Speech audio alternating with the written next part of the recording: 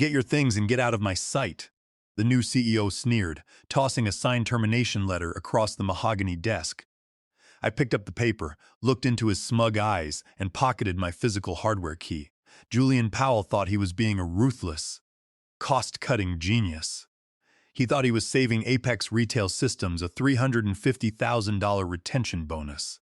In reality, he had just signed the death warrant of his own company. As I stood up, adjusting my collar, I felt no anger, only a cold mathematical certainty. He believed the system ran itself. He was about to find out how wrong he was. Let we go back to the beginning, before the arrogance took over the corner office. I spent 18 years of my life building the nervous system of Apex Retail Systems. When I started in 2008, the company was a regional logistics firm with barely 40 stores. The founder, Gerald Powell, was a visionary.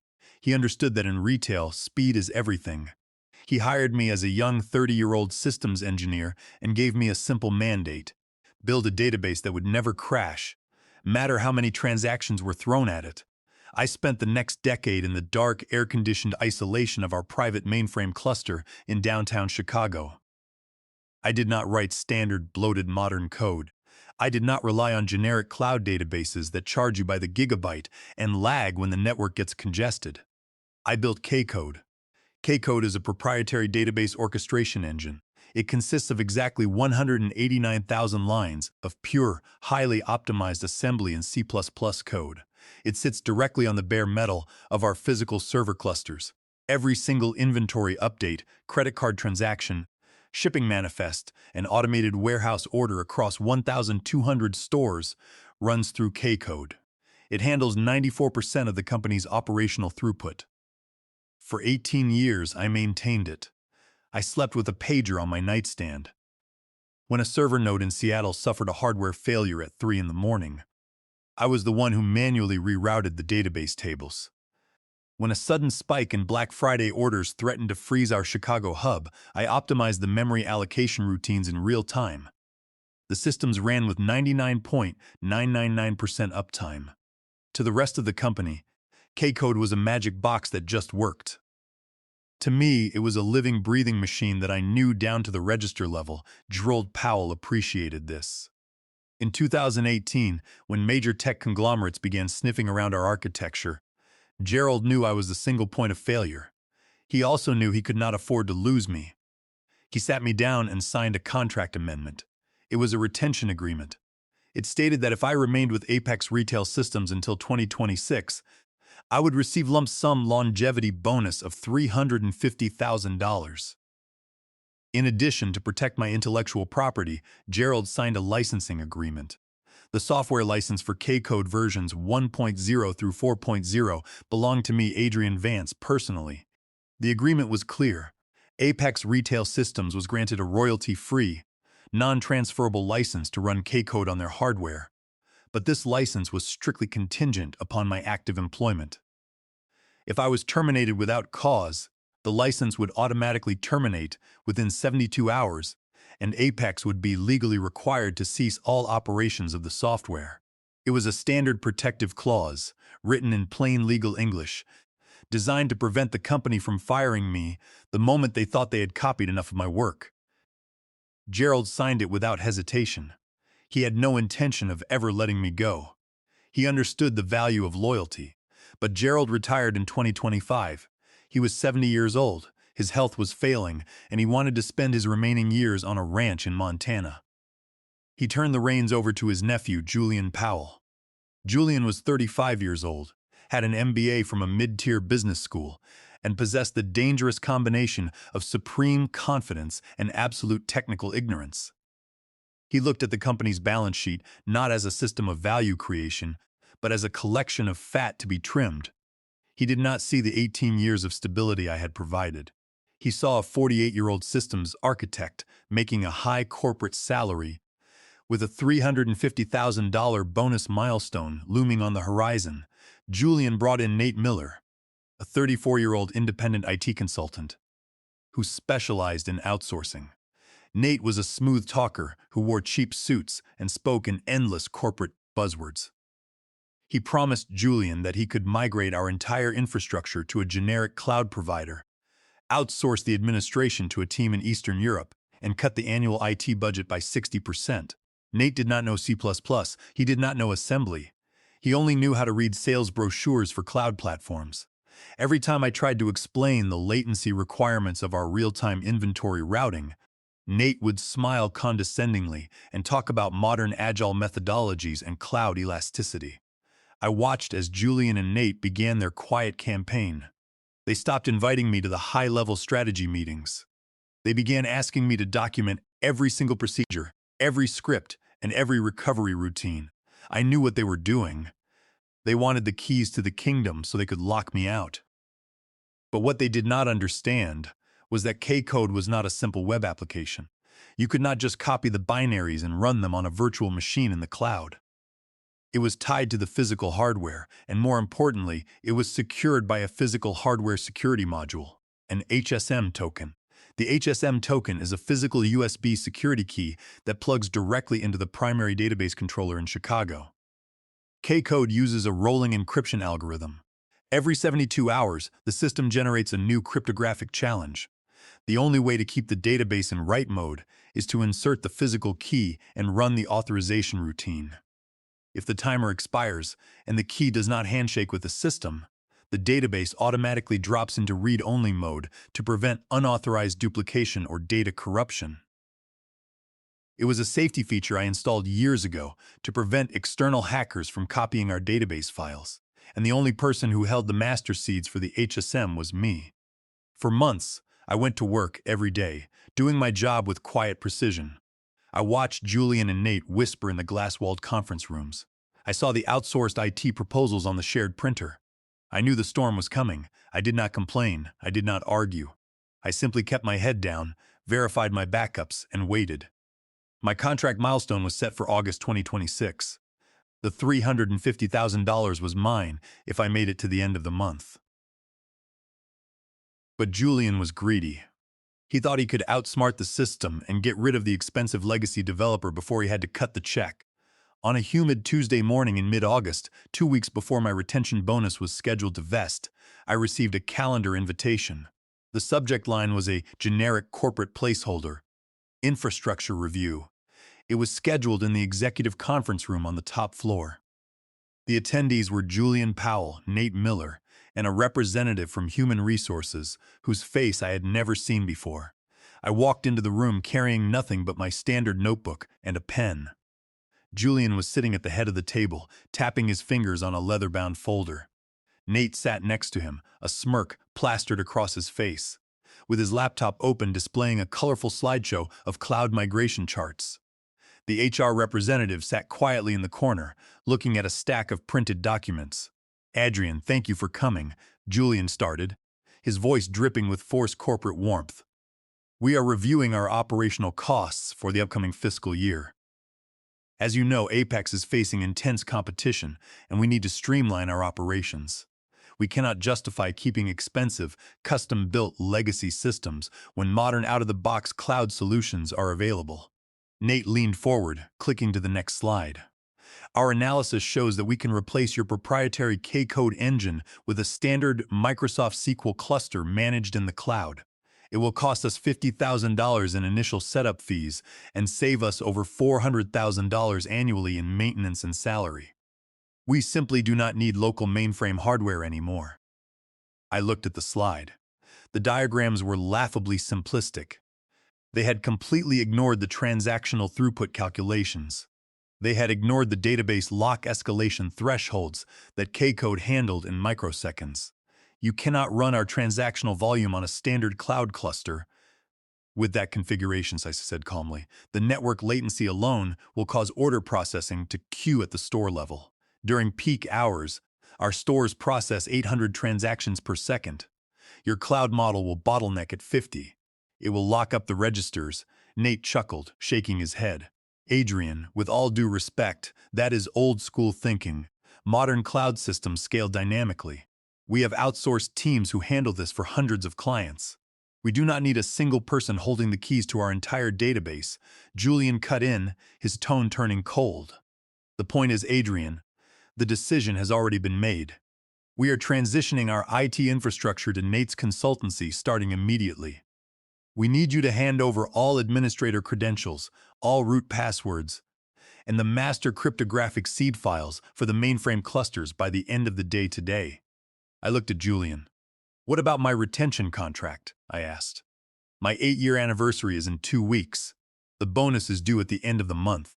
Julian shrugged, showing no remorse. The company is restructuring. Your position is being eliminated due to redundancy.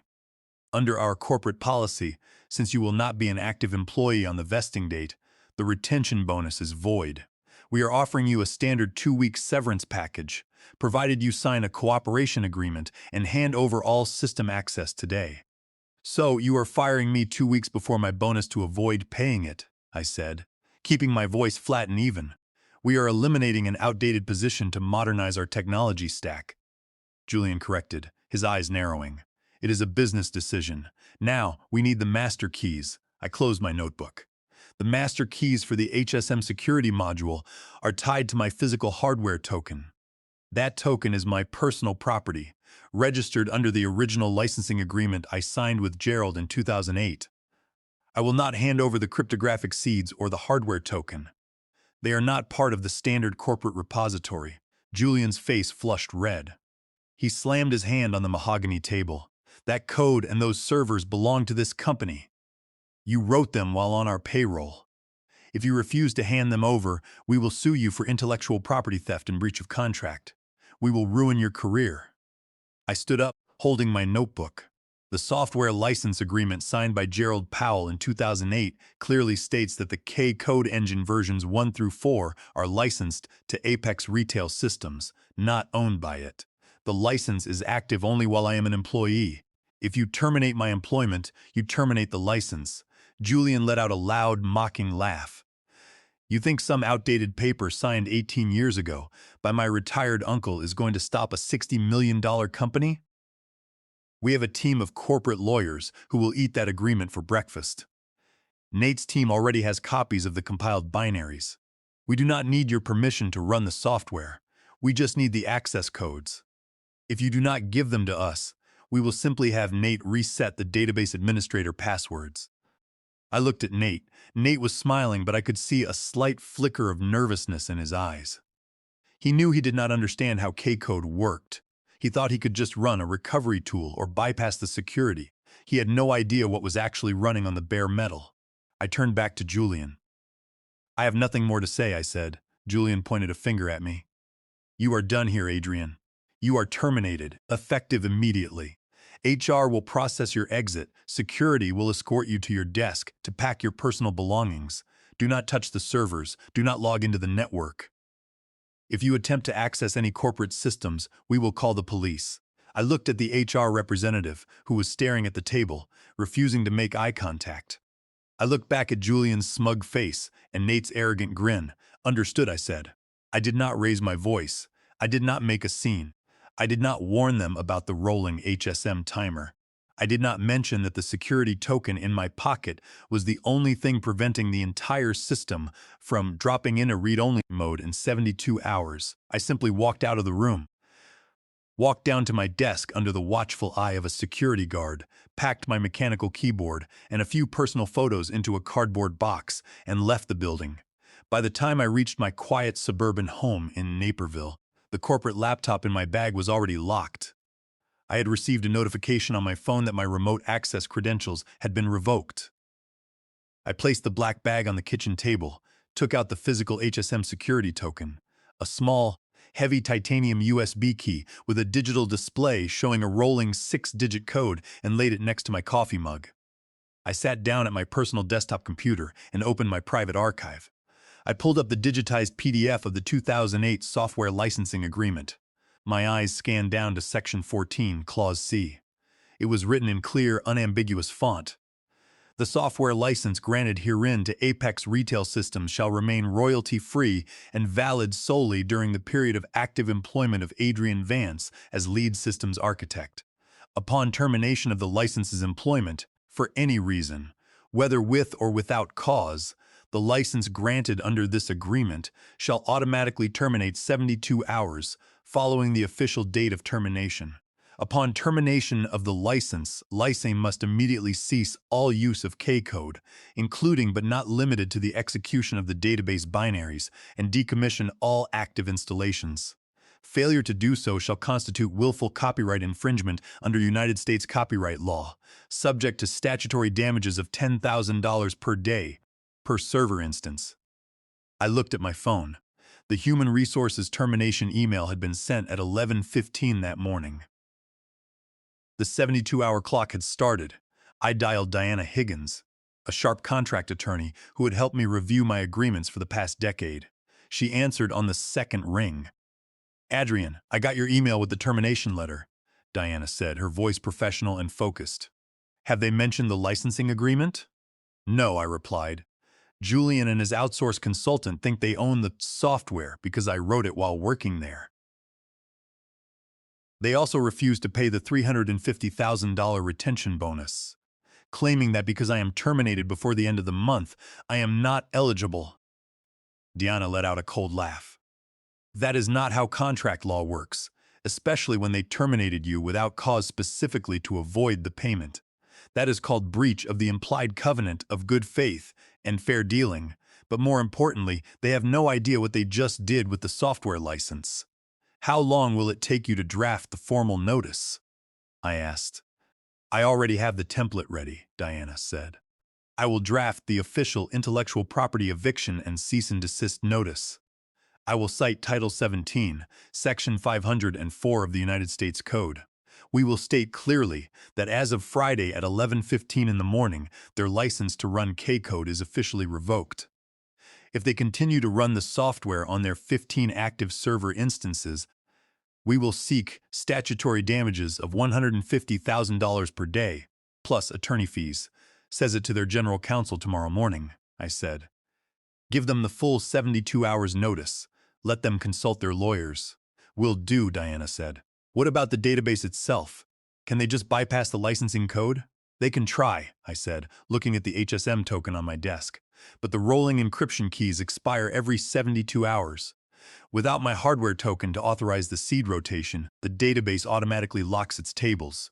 It drops into read-only mode to prevent data corruption." "Can their new IT consultant reset it?" Diana asked. "No," I replied. "The system is compiled on the bare metal. The HSM key relies on a physical hardware-based random number generator. There is no backdoor. The only way to reset the master keys without my token is to format the server drives and rebuild the database from scratch. And Nate Miller does not have the source code or the schema documentation. Even if he did, it would take a team of senior database engineers at least 18 months to rebuild a system of this complexity." "Then they are walking into a brick wall," Diana said. "I will send the letter. Keep your phone on, Adrian. They are going to realize what they did very soon." After I hung up, I picked up the Titanium HSM token. The digital display showed a countdown timer. 56 hours and 42 minutes remaining before the next cryptographic handshake was required. I spent the rest of the day in my garden. For the first time in 18 years, I did not have to check my pager. I did not have to monitor the evening transactional updates from the distribution centers in Dallas and Atlanta. I sat on my porch, drank a glass of iced tea, and watched the sun go down. On Wednesday morning, Diana sent me a confirmation email. The cease and desist letter had been delivered via certified mail and electronic delivery to Apex's general counsel and to Julian Powell's office. I did not receive any response that day. I knew exactly what was happening at the office. Julian would have thrown the letter in the trash, calling it a desperate bluff. Nate would have assured him that his outsourced team could handle any technical issues and that they were already preparing to migrate the databases. They would be spending Wednesday running automated scripts, trying to gain full access to the mainframe root directories. But K-code was designed to resist unauthorized access. Every time Nate's scripts attempted to bypass the administration privileges, the HSM security module logged the attempt and shortened the key rotation window by 30 minutes. By Wednesday night, the countdown timer on my token had accelerated. It was down to 12 hours. The system was reaching its limit. I went to bed early and slept for 9 hours. Thursday morning at exactly 11:15, the 72-hour window closed. I was sitting in a local diner, enjoying a plate of eggs and hash browns, when my phone began to vibrate on the table. It was an unrecognized number, but the area code was Chicago. I did not answer. 2 minutes later, it vibrated again, then again. Over the next hour, my phone screen lit up 47 times. I received 12 text messages and 6 voicemail notifications. I unlocked my phone and looked at the text messages. The first few were from Julian Powell. "Adrian, we have an emergency with the database. The Chicago mainframe is showing a connection error. We need you to log in and fix it immediately. Adrian, answer your phone. The registers in our Midwest region are failing to complete transactions. This is critical. Adrian, if you are sabotaging our network, we will contact the FBI. Answer me now." The tone of the messages quickly shifted from arrogant demands to panicked pleas. "Adrian, please call me. The whole system is down. We are losing hundreds of thousands of dollars an hour. Tell us how to reset the database." I finished my breakfast, paid the bill, and walked back to my car.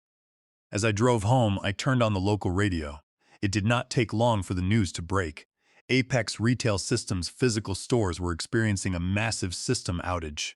Customers were leaving shopping carts in the aisles because the cash registers could not update inventory records or process credit card payments. The online ordering portal was displaying a static error page. "System unavailable." When I got back to my computer, I logged into a public network status page that monitored retail traffic. The map of Apex's 1,200 stores was covered in red dots. The entire system had ground to a halt. Because K-code was in read-only mode, the databases could still display product information, but they could not write new transaction rows. No orders could be created, no shipments could be logged, and no inventory counts could be updated. The automated warehouse cranes in our distribution centers were sitting idle because the routing tables were locked. My phone rang again. This time, the caller ID showed Gerald Powell's personal number. "The retired founder was calling me," I answered. "Adrian," Gerald said, his voice sounding old and deeply tired. "What on earth is happening? I just got a call from the board. They say the entire company is paralyzed." "Hello, Gerald," I said respectfully. "Julian terminated my employment on Monday morning. He did so to avoid paying my $350,000 retention bonus. He brought in an offshore consultant to replace my system." Gerald was silent for a long moment. I could hear him sigh over the line. "That idiot," he muttered. "He actually did it. I told him not to touch the IT infrastructure. I told him K-code was your design. He didn't listen," I said. "He believed Nate Miller could run it on a standard database for $50,000. And they refused to acknowledge the software licensing agreement. They claimed they owned the code. They don't own a single byte of it," Gerald said sharply. "I signed that agreement myself. I know exactly what it says. Adrian, is there a way to bring the system back online?" "Only with my physical HSM token," I explained. "The rolling encryption keys have expired. The system is locked. The offshore team has been trying to bypass the administration controls, which only triggered the security lockout protocols. The database tables are encrypted, and without the master HSM seed key, they cannot write any new data." Gerald groaned. "Julian is panicking. He is talking about suing you, but our general counsel just told him that Diana Higgins's notice is legally airtight. If they run the software without you, they are facing $150,000 a day in statutory damages, and right now we are losing $3 million a day in lost sales. The board needs to act, Gerald," I said calmly. "I will not negotiate with Julian. He made his decision." "I understand," Gerald said. "I am flying back to Chicago tonight. We are calling an emergency board meeting for tomorrow morning at 9 o'clock. I want you to be there. I will make sure Julian is held accountable." "I will be there, Gerald," I said, "but I will only speak to the board, and my attorney will accompany me." After I hung up, I checked the status of the mainframe servers. Through a public ping utility, I could see that Nate Miller's team was still desperately trying to reboot the server clusters. They were power cycling the hardware, hoping that a hard reset would clear the lock. They did not understand that the HSM key validation was hard-coded into the boot sector of the operating system. Every time they forced a reboot, the system logged the failure and extended the lock-on timer.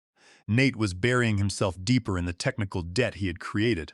That evening, I received an email from Apex's general counsel, copying Julian and the entire board of directors. The email was a formal invitation to the emergency board meeting on Friday morning. The tone was polite and desperate. They were requesting my presence to discuss a resolution to the technical issues and the licensing dispute. I sent the email to Diana Higgins. She replied with a short message. "We have all the leverage. Get your suit ready." On Friday morning, I put on my dark navy blue suit, a crisp white dress shirt, and a gold silk tie. I pocketed the titanium HSM token and drove to the corporate headquarters in downtown Chicago. Diana Higgins met me in the lobby. She was carrying a leather briefcase filled with our licensing agreements and the calculated damage spreadsheets. We rode the elevator to the top floor in silence. When the doors opened, the executive suite was in complete disarray. Assistants were running down the hallways holding stacks of reports, and the phones at the reception desk were ringing continuously. We walked into the main boardroom. The atmosphere was thick with tension. Gerald Powell sat at the head of the table, his face stern and lined with anger. Julian Powell sat to his right, looking pale and exhausted, with dark circles under his eyes. Nate Miller sat next to Julian, staring at his laptop, sweat beads forming on his forehead. The remaining board members sat in silence, looking at the printouts of our cease and desist notice. "Adrian, thank you for coming," Gerald said, gesturing for us to sit. "Let us get straight to the point.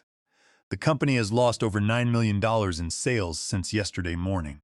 Our customers are furious, and our stock price has dropped 12%. We need this system back online today." Julian leaned forward, his voice cracking. "Gerald, this is extortion. Adrian deliberately programmed a time bomb into the database to force us to pay him. We should have him arrested." I did not speak. Diana Higgins leaned forward instead, opening her briefcase and sliding a document across the table. "Mr. Powell, my client did not install a time bomb," Diana said calmly.